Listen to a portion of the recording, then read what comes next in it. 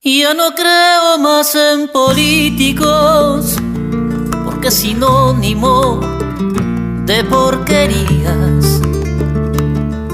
¿Para qué creer en unos cuantos, si esos cuantos representan falsedad?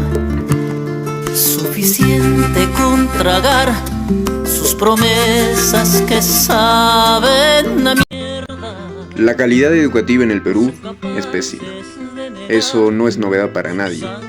Muchos colegios públicos no son capaces de ofrecer a los alumnos ni los servicios más básicos. En el Perú, 4 de cada 10 escuelas fueron construidas en los años 90.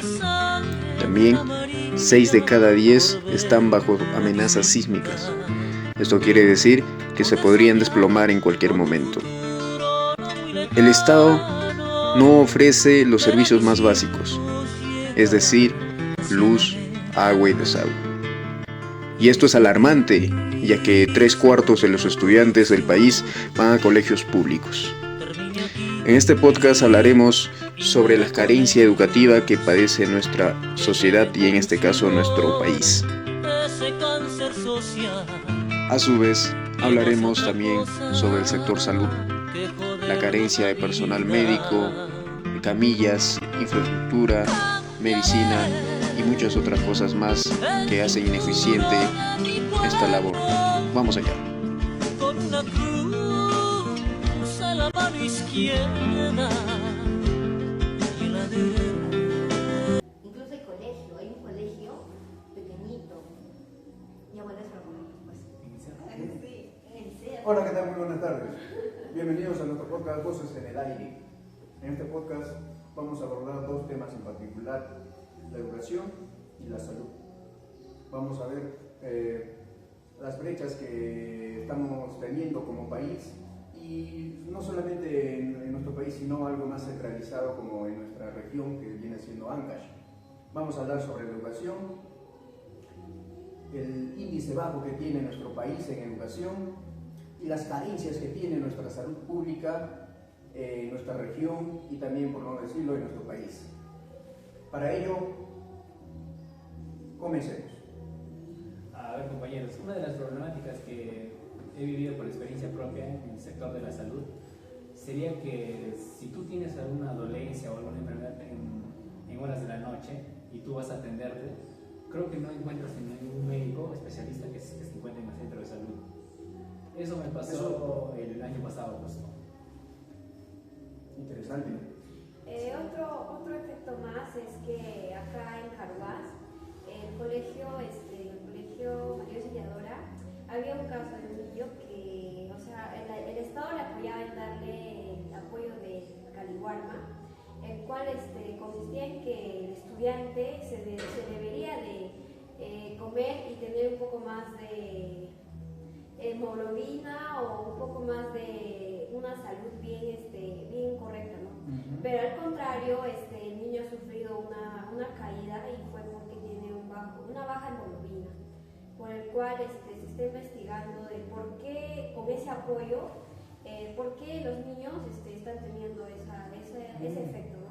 Claro, aparte el gobierno en este caso, por ejemplo, viene destinando ya desde años comidas hacia los colegios, que viene a ser Caliwarma, ¿no es cierto? Claro, acá en Carhuaz. Claro, el tiempo que yo estudiaba justo aquí en Carhuaz, en el Colegio María Auxiliadora, primero era esa dinámica de que daban a las familias los productos, los alimentos, pero después llegó una temporada cuando estuve en cuarto de secundaria, por eso, en 2018, donde ya preparaban las madres de familia ahí en el colegio, y hora de recreo nos daban ese alimento.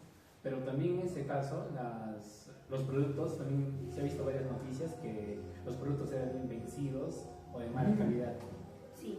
Eso sí, incluso, si mal no recuerdo, año y medio, casi 2 años, se detectó en una parte de una región de nuestro país que en realidad la carne que el gobierno estaba destinando para la alimentación de nuestros estudiantes, la alimentación de nuestros educandos, no era en realidad carne de atún o carne de res, sino resultaba que fue carne de caballo. Claro, salió hasta en las noticias. Salió en todas las Sí, noticias sí. y pues nadie dijo nada, al final todo quedó y nada, porque pues de alguna forma el gobierno lo que hace en este tipo de casos es taparlo con otro tipo de noticias. Sí, además Sí, creo ¿no? que los encargados que se encargan, o sea, que están encargados de comprar las cosas, mayormente lo ven por lucro personal, ¿no? Y intentan gastar menos y quedarse con el resto del La dinero. corrupción Claro. también está presente allí. La corrupción en nuestro país Sí. está demasiado.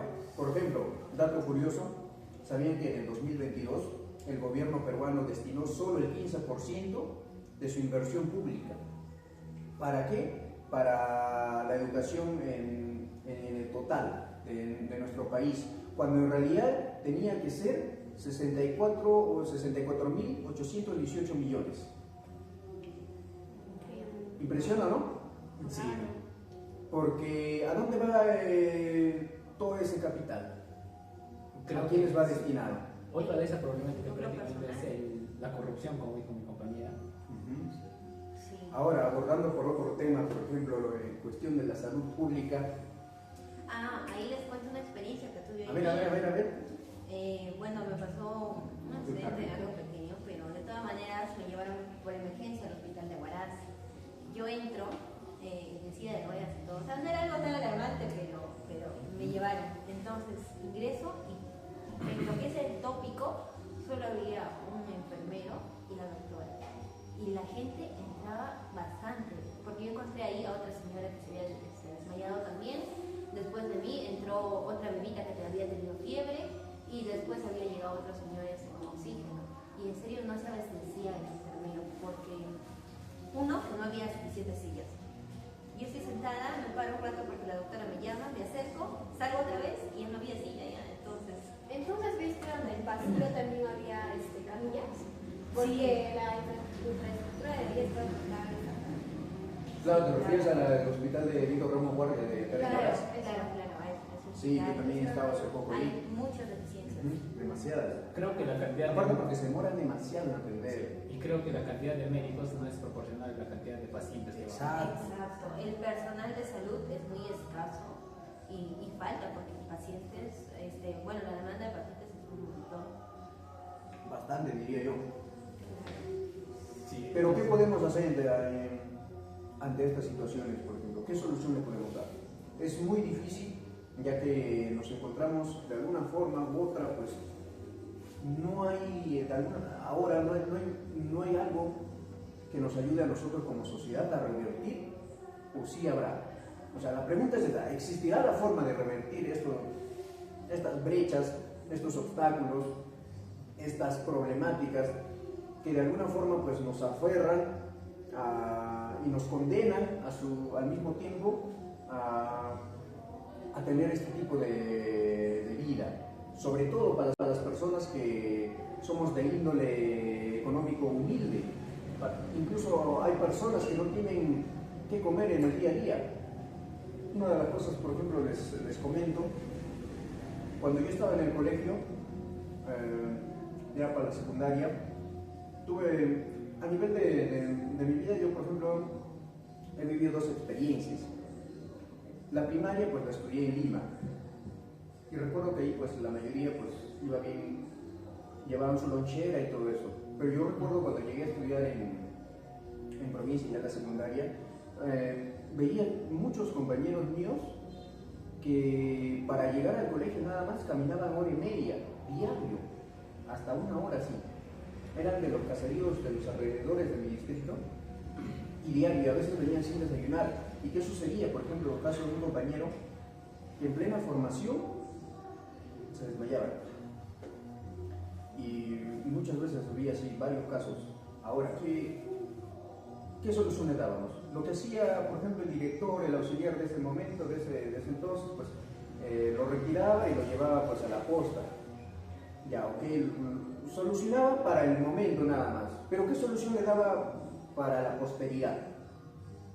Creo que No le daba nada. Pero creo que una de esas soluciones sería el aumento de más colegios para, como tú dices, para que no estén viajando a los tiempos, pero también eso llevaría tiempo, ¿no? Exacto. Es una desventaja, porque justo yo conozco un lugar muy, muy lejano donde el carro prácticamente, o sea, hay carretera y todo, pero son 4 horas de viaje en carro y todos los carros no van, entonces los docentes también que suben de aquí, de Carhuaz hacia allá, o sea, es con un carro ya prácticamente contratado. Y aparte que también la educación es ineficiente, no es la correcta. Algo que yo siempre tenía en mente, por ejemplo, en esos casos, siempre decía, ¿por qué no se implementa el desayuno para los estudiantes? De alguna forma, pues, que el mismo Estado de alguna forma nos ayude, porque también había víveres. Sí. También teníamos terreno para sembrar, que le pertenecía a la municipalidad, pero no se hacía nada. Pero yo siempre decía, ¿por qué no sembramos?